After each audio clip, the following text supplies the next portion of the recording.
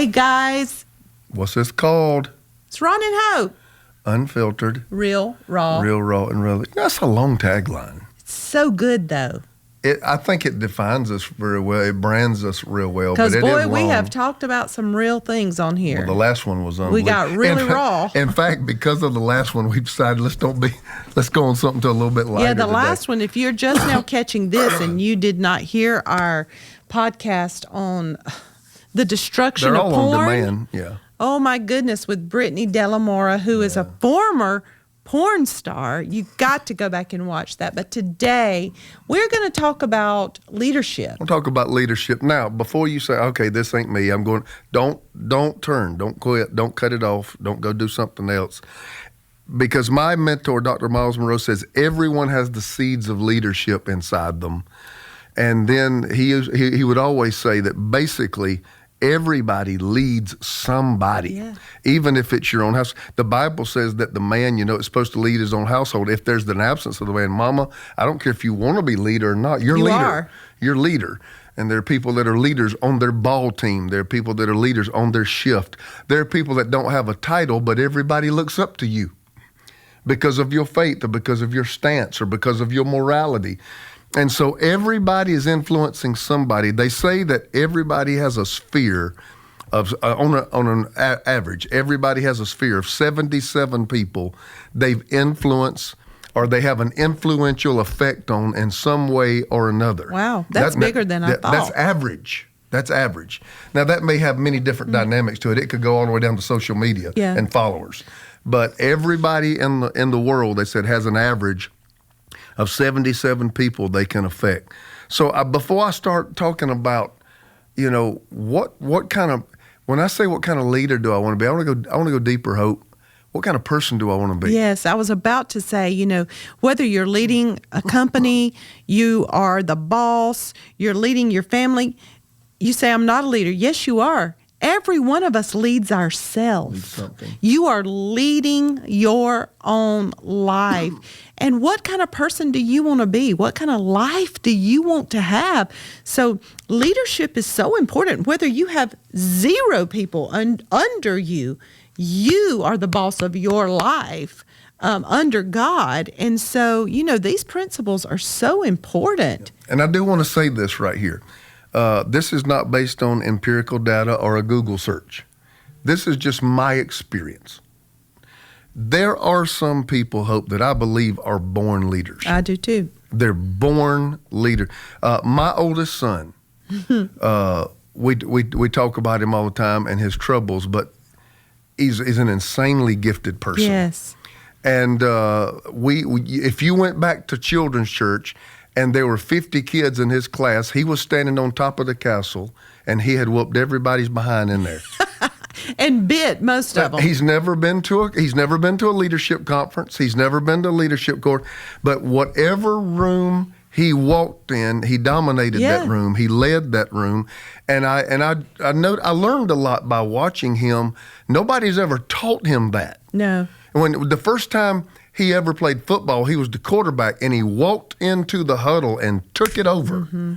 Not because his daddy taught him huddle leadership skills. It was just in him. There are other people he ruled my life for a long time. And there are other people, let's be very honest here too, it doesn't come that natural. No. It doesn't come, they'd rather be by themselves. They'd rather function as a one-man show. And there's not one good and one bad. Right. But even if you are the person who sits in the cubicle and gets lost in your computer and loves what you do, to say that you affect no one, you're just kidding yourself. That's true. That's naive. Yeah. Everybody affects somebody. Here's some of what I told them at the staff meeting this week. And Hope, I haven't told you what it was. That? Did you hear that sound? Did you hear that sound? That was a clip. A clip just come away from our beautiful backdrop here. Yes, wasn't that awesome? So I don't know if you heard the sound or not, but it was a click on our side. Okay. It wasn't nothing wrong with your computer. Now, see, you done made me forget what I was going to talk about. Sorry, I just thought that was so funny. We're over here just getting in. Bam. Who told you to think the staff meeting teaching was good? Your assistant, Teresa. She don't even listen. She thinks. Yes, she does. She don't even like me. I'm just kidding. Okay. Well, Hope has asked me to share some of these same things. The four characteristics of what you don't want to be. Can I just talk about that before I talk about what you do want to be? These really are not leadership characteristics. This is the kind of person I want to be. Yeah, this is the kind of person I want to be. I remember when Chase was going through his rehab, Chase had a counselor look him straight in the eye and said, all right, Chase, what kind of person do you want to be?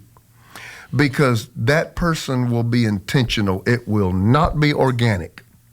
It does not just happen.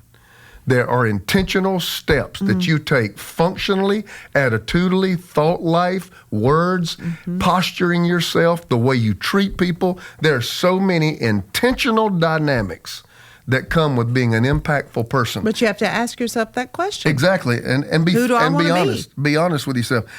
Number one, you don't want to be a controlling person. You don't want to be a person that leads by control. Control creates compliance. And the Bible has nothing to do with compliance.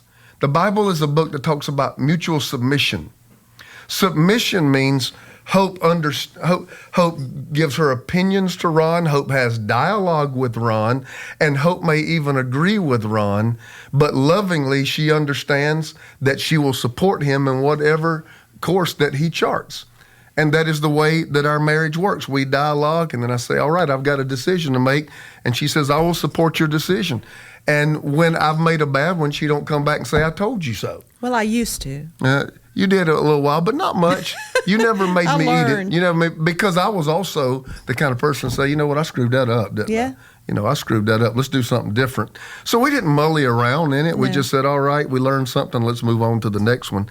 But that's what submission is. Control creates compliance. And there's probably nothing, not many things, don't say nothing, there are not many things worse than having every day to live and work under somebody who's manipulative and controlling. Just especially when you're grown and when you're an adult. You know, you want to feel like that your opinion matters, that your voice matters, and you don't want to feel like that your whole life is under the thumb of somebody else, even in marriage. When you're an adult, you don't want to be parented. No. It's no longer the time to be parented. You can be led, but you don't want to be parented. Another kind of leader that I said I do not want to be is I do not want to be a critical leader, because critical leaders create insecure followers. So controlling leaders, okay, they create compliance. Critical leaders create insecure followers. If you are in charge of any team, whether it be nursery at church or whether it be a Fortune 500 company, you want everybody around you to have the confidence that they are valued and that you believe they can do their job, and they can do their job well. So critiquing is not being critical. A critical spirit always sees the glass half full, and they can do 99 things right, but that person will walk in the room and find the one hair that is out of place. And that's another difficult personality that is not pleasurable to work for. Not just working. That's not pleasurable to be around in life. Yep. I don't like to be around negative Nancys. I mean, you know, your name might be Nancy. I'm not talking about you, but you know what I mean. Negative Nelly is what they used to call it. It's not fun to be around people who, everything's bad, everything's doom and gloom, and they criticize and they find the negative, and you try to say, well, be positive, or this is the good point in this, and they always will drag the conversation down. I have, at 53 years old, decided I was just getting ready to say. Every one of those off of my favorite list. I was just getting ready to say, I mean, you know, you might still be in my phone, but I'm not going out with you much. I found myself to be less tolerant of that the older I get, because life's just too short. Yeah, I can't do it. And I found myself in the early days of adulthood and of ministry that I just put up with a whole lot of crap that was filled with drama, and it didn't do anything but cloud my mind. Now I have seen myself, I will remove myself from that atmosphere and from those people rather quickly. Yeah, let me tell you, maybe nobody else will tell you, and because I don't know you or who's listening, if that's you, listen, nobody wants to be around you. Nobody likes that. You know, you are not gaining friends and influencing people by being so critical and nasty. nobody likes that. So you Go deeper. Well, this ain't designed in personal healing and counseling, but go deeper. Try to find the reason you want to see the worst in everybody. Yes. Why is it that that's the first thing you spot? Why is it when you walk into a room or come in somebody's presence, the first thing you see is what's not right? Right. That should not be a posture and a disposition by which you enter any atmosphere. And whenever I have a meeting where I have to critique someone, I start with, you're doing this right. You're doing this right. This is great. Let's look at this right here. And then, am I doing everything I can to help you succeed? Do you have all the resources you need to do your job and do it well? You know, those ways make it easy to critique. Critical never works. I remember when we first got married, and Don't tell I on me. first started cooking. Don't tell on me. And Don't tell I on me. knew how to cook. You know, my mom taught me how to cook. I had to cook from the time I was 15 years old every day of my life and have dinner on the table at 5 o'clock every day. When I turned 15, that was my new assignment. But I remember when I tried to make Biscuits for you. Listen, I don't even think a dog would eat them. It was so bad. But you never even complained about stuff like that. You did it. But baby, you can't put me in a category of I was so enamored. Oh, with my wonderfulness. I was so enamored. I didn't care. I didn't care about food. Oh, is that right? You could have just lived on I didn't love. need food and water. Oh my God. I was way beyond that at that time. You're And an idiot People today. just don't understand that. Okay. What So was it anyway, about me that Baby, I made don't remember you so? cooking many bad meals. You've always been able to cook. Yeah, I can cook, but I remember trying to make biscuits, I and don't they were remember so that. hard, and they were so terrible. Where was it? In Tennessee? Or In was it- Tennessee. Okay, yeah. Yeah. There were some experimental meals in Yeah, Tennessee. but this was what I was saying. You did not criticize me. You didn't be like, God, these are horrible.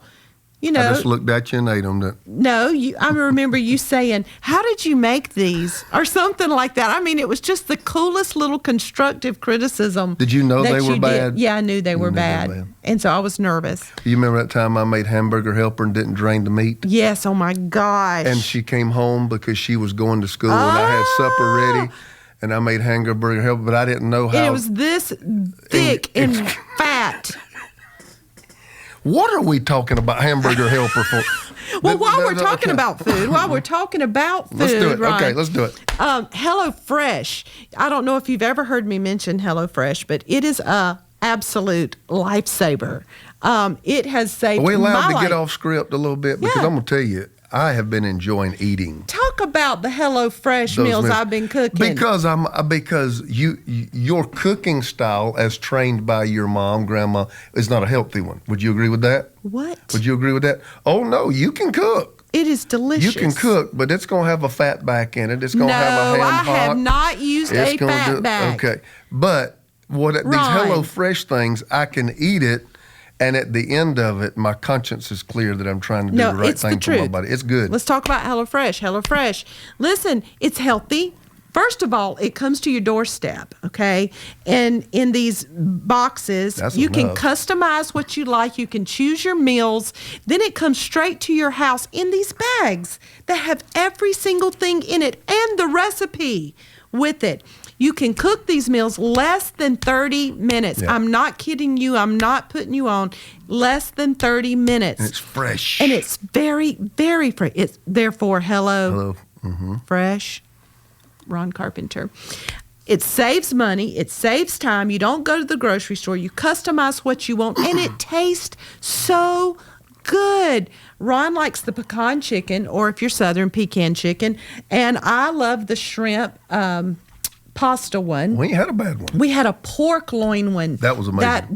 That was amazing. amazing. So if you want to jump in, get some HelloFresh to your door, go to HelloFresh.com/RonandHope16. Please use that code RonandHope16 for up to 16 free meals and 3 free gifts. It's America's #1 meal kit. You got to get it. You got to get it. You got to get it. Wow. So if you're not a good cook, you don't want your husband criticizing you as we were talking about, go to HelloFresh. So we somehow got on hard biscuits and bad hamburger helper.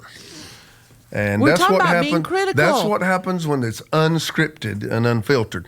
But another kind of personality type is what we call benign leadership. That's benign is something, it's there, but it ain't gonna hurt you, so leave it alone. So benign leadership is an avoidance leadership personality where the problem is always ignored. That creates disengaged followers. Why are they disengaged? Because they know it's really never going to change. They know it's not going to change. There's the elephant in the room. The elephant will remain in the room, and then apathy begins to set in all the team members because they know nothing's ever going to be done about it.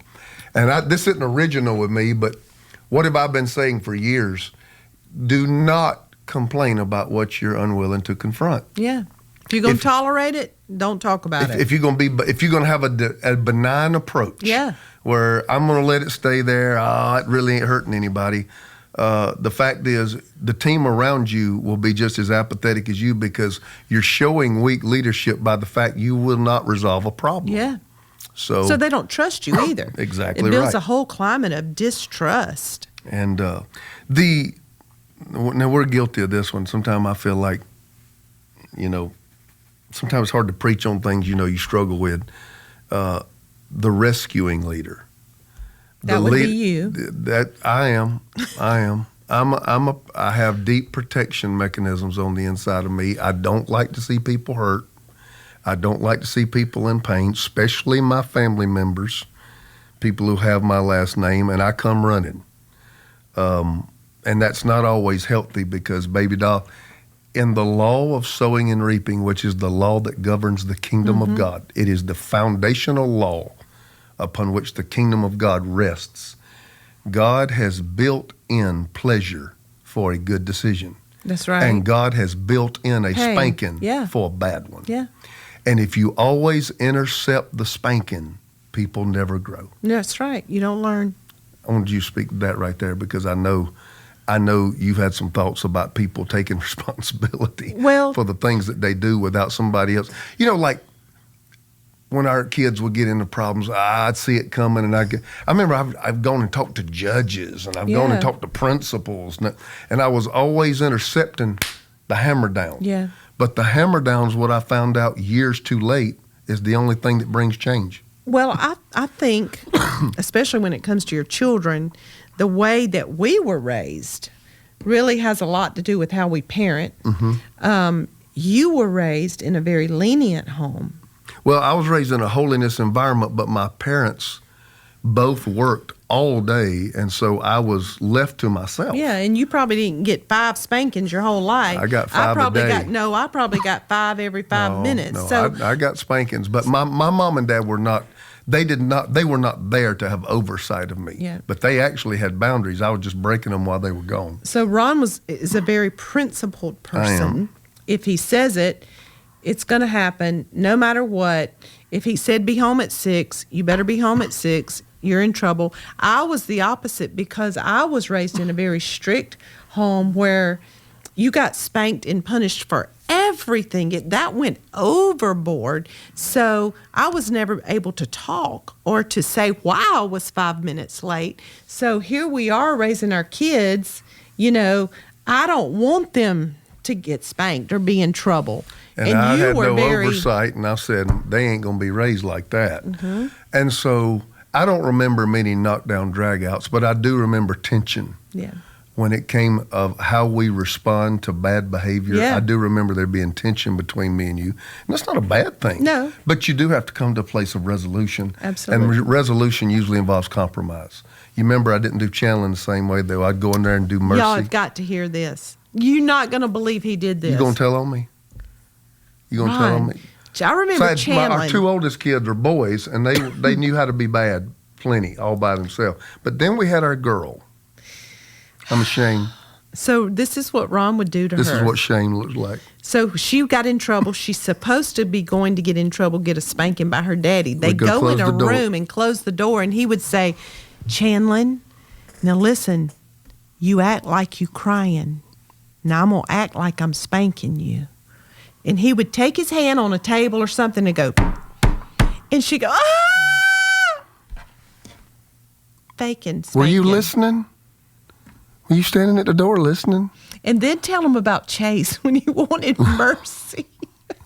We were trying to teach our children. I'm trying to do a leadership teaching. No, wait a minute. We were teaching our kids. We always On had grace and mercy. devotion. We had devotion every night, so we would teach another principle. So Ron's teaching on grace and mercy this night with our kids sitting on the bed. And so mercy is when you don't get what you deserve. You deserve it, but God don't let it So touch he you. said, Chase, that would be like if you were supposed to get a spanking, get in trouble, but Daddy didn't. Daddy gave you mercy. Well, the next time Chase gets in trouble. The next time, every time. Yeah, he'd come back to you and go, Daddy, no, Mercy. can I have mercy? Mercy. Just give me mercy. Mercy. Those kids. He'd cry and start hollering, mercy, mercy. And I'd get tickled. Right. I'd So be, he I'd be ended mad, up- and then I'd get tickled. I couldn't even spank him. So he ended up because getting mercy. I told them about mercy, and they wanted me to be Jesus. Yeah, Every every time. time. And just and my Stand mercies in were the gap. my mercies were new every day. So anyway, when you always intercept the pain that comes with bad decisions, you don't grow. When you and- always give them mercy. Right. And you know what? People never become accountable. People never become accountable. I remember when I first took over on the West Coast, the person's not here anymore, but we had, whether it was a weak or rebellious team member, you know, when there's a succession plan, some people don't change administrations very well. And we had this one person, and it took about 6 different departments to get this end result. And we had one guy who led a department that just would not. And I had other people that were always picking up and cleaning up, connecting things and making sure that nobody got in trouble. So they were doing their job and this Yes. person's job. And I said, let them fall. Yeah.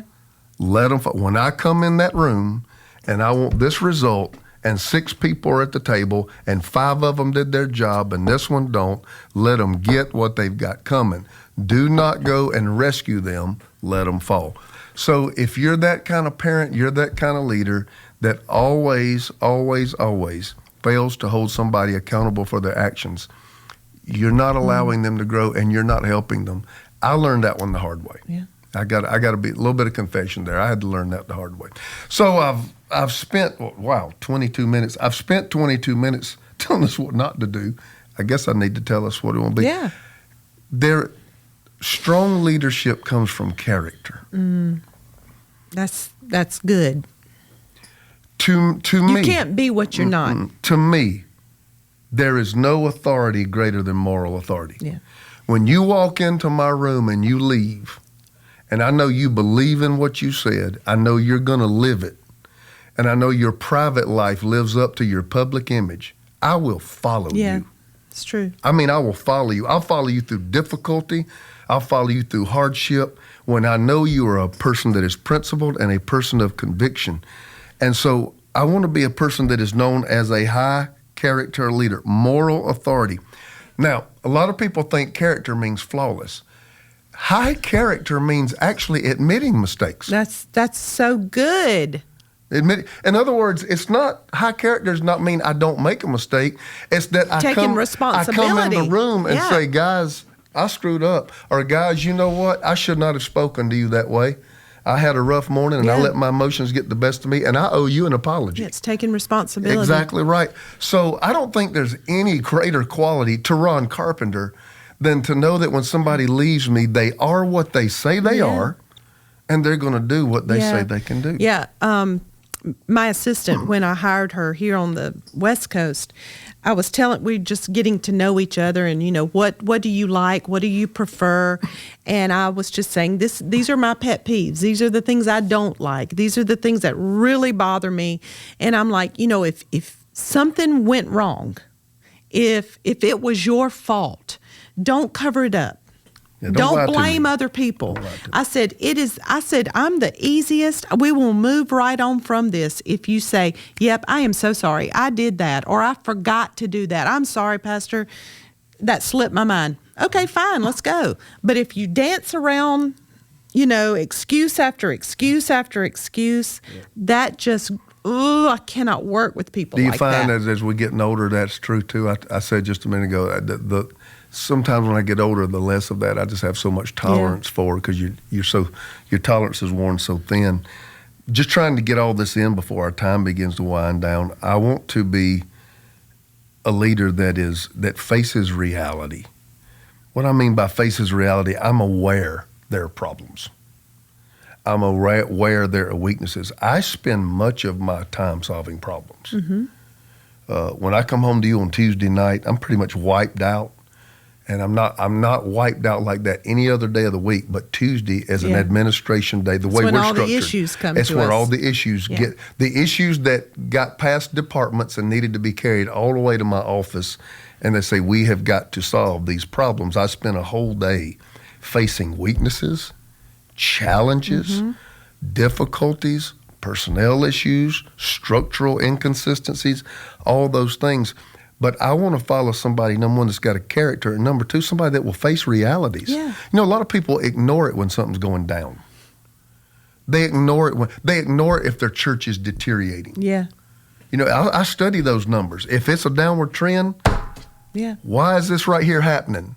And we're going to stay in the room until we find out why it's happening. I just table so because hard. I will sit there and say, Bam. This is unacceptable. The kingdom of God is like a mustard seed. It grows. It's like a tree that becomes the largest. It's like, you know, the net that brings in the fish. It's supposed to be an expanding live organism. Why is this stagnant?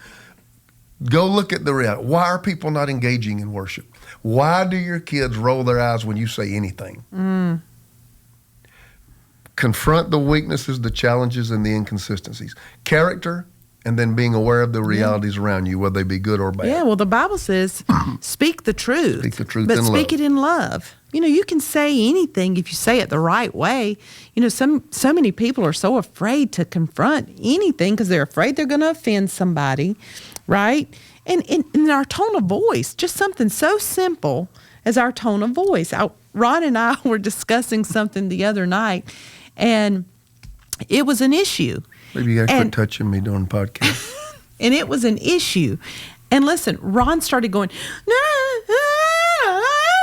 this, and doing his hands. I said, I felt the Spirit of God at the time. I said, I'm right here. That was the anointing. No, it wasn't. That was the anointing. You were getting in the flesh because you were getting aggravated. And we're supposed to have been having a conversation, and he's like he's fussing at a child. It's passion. And I'm like, I'm grown. I'm right here. You don't have to talk like that to me.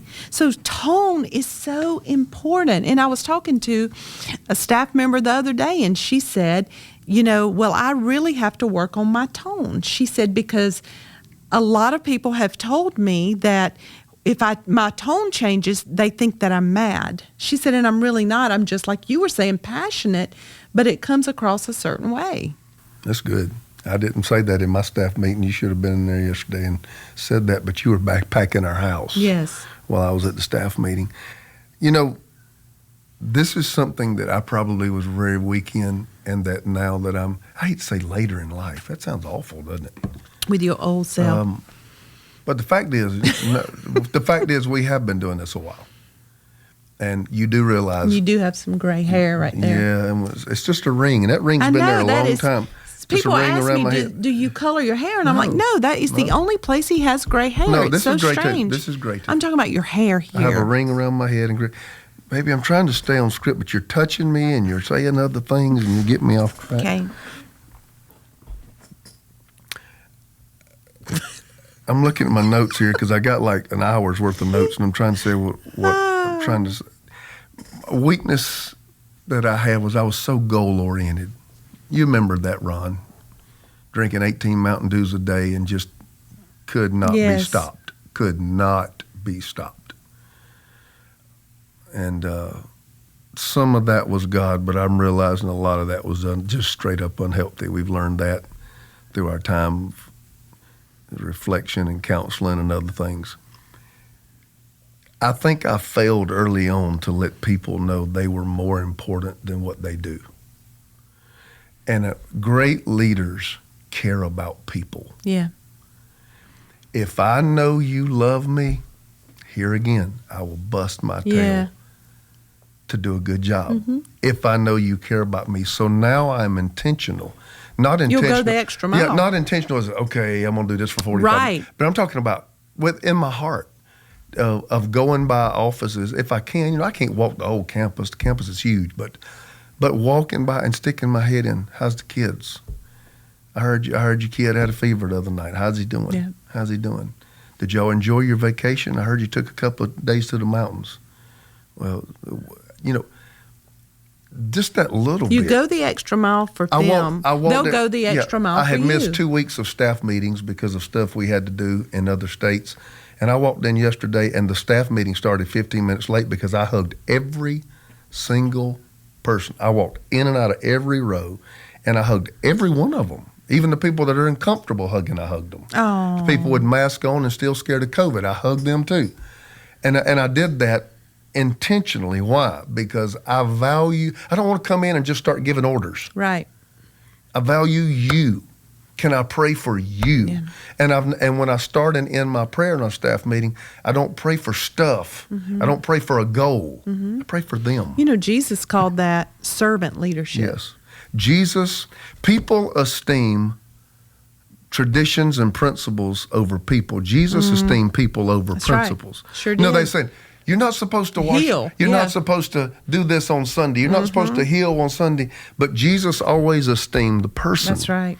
And I want to be the kind of leader that the person leaves the room and say, that guy cares about me. Yeah. That guy cares about me. So that's another way that you want to lead. The last one I'm going to say right here is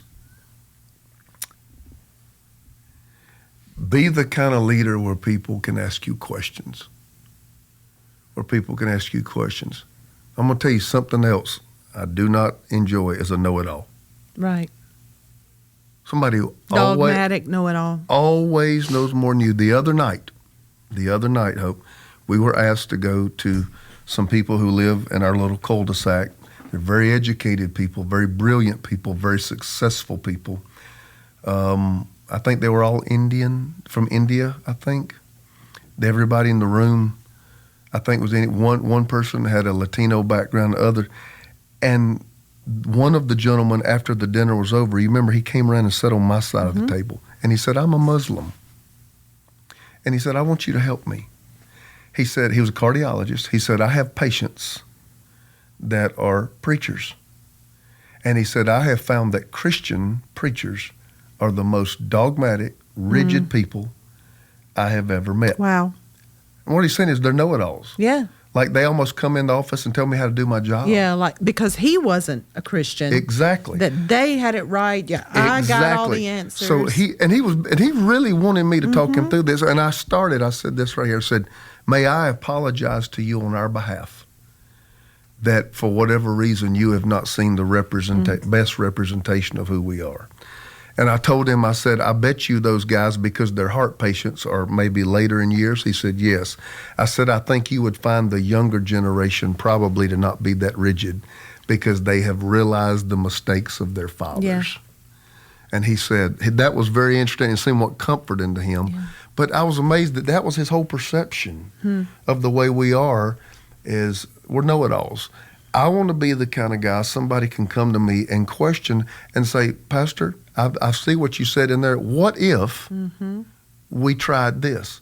I had one of our biggest leaders yesterday submit to me a structure that is literally upside down from the one I've created. But when they sent it to me in an email, when I read their whole, not argument, but when I read their whole line of thinking, I sat there and said, wow. I said, that's probably better than the one I got.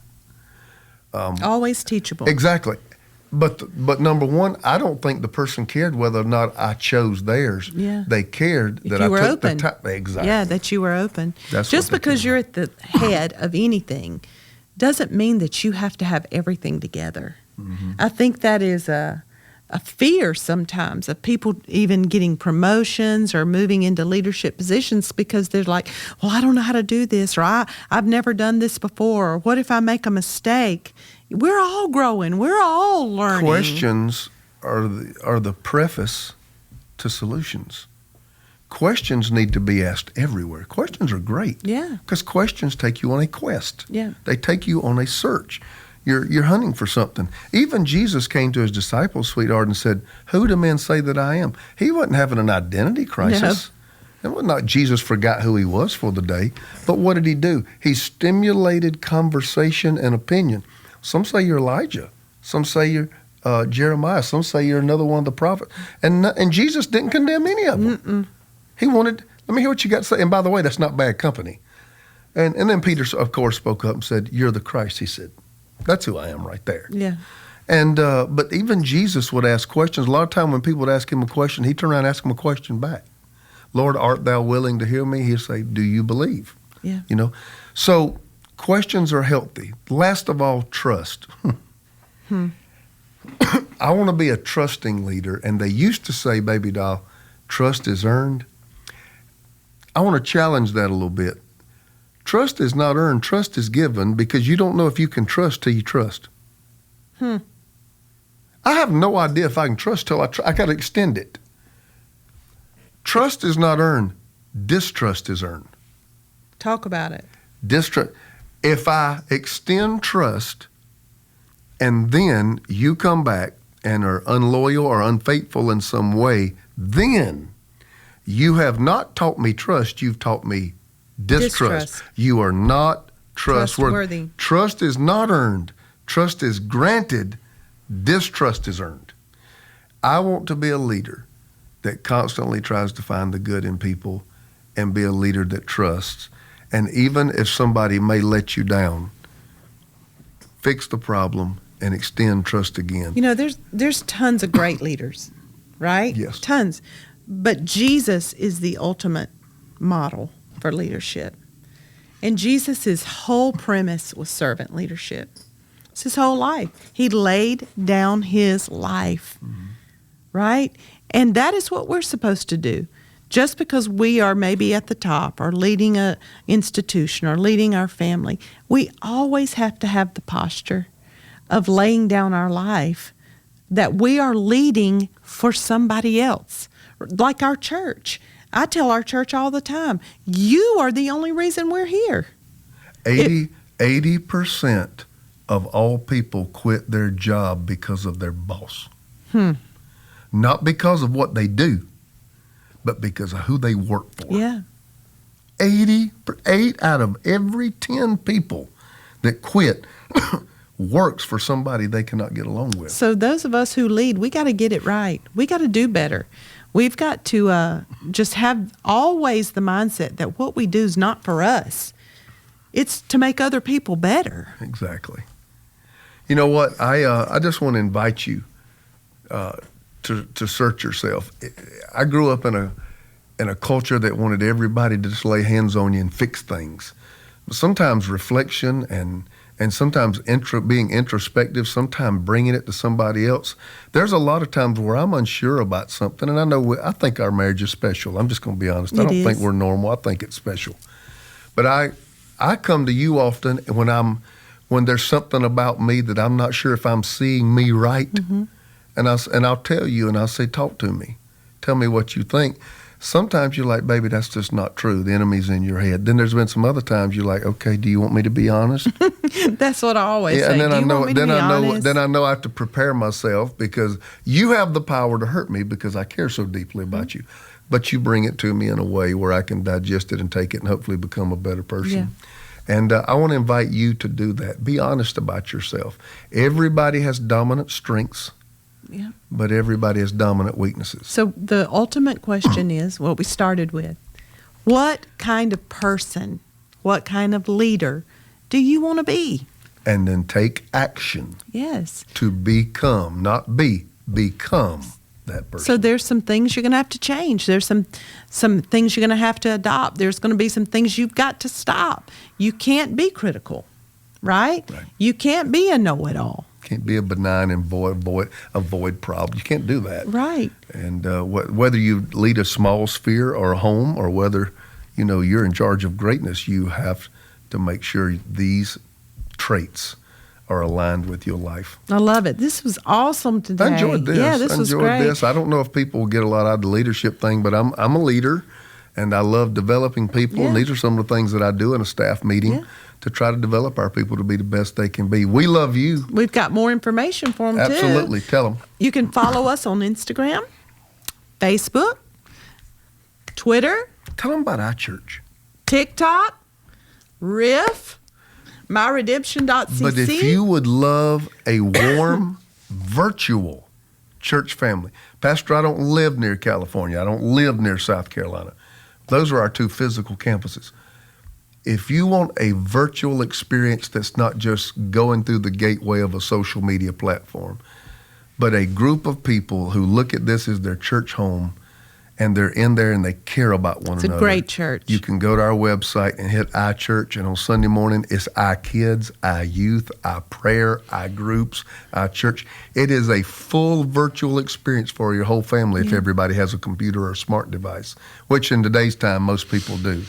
And I would like to invite you to that. This is Ron and Hope Unfiltered, real, raw, and relevant. You did it, Ron Carpenter. That's the first time. If you are loving these podcasts, why don't you share them with your friends and family? Hercules. Share them with your friends and your family. Share it to your Facebook, your Instagram. Let everybody know where they can find us. We love you. Until next time.